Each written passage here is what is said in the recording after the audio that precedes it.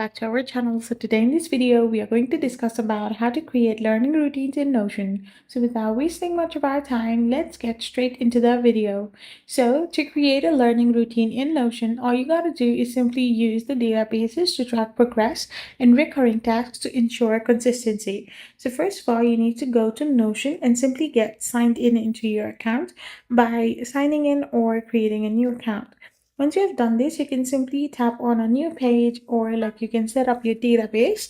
Like you need to create a new page and simply title it as Learning Hub or something like that according to your wish. After this, you can simply type in like different kind of name, data, done section, and category of that particular object. So once you have done this, you can simply choose a template as well.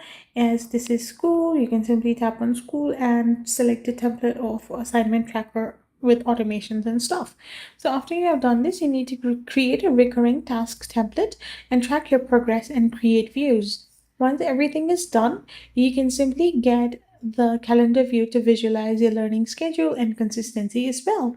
I hope you found this video helpful, so don't forget to hit that subscribe button and to give us a thumbs up. Thank you for watching.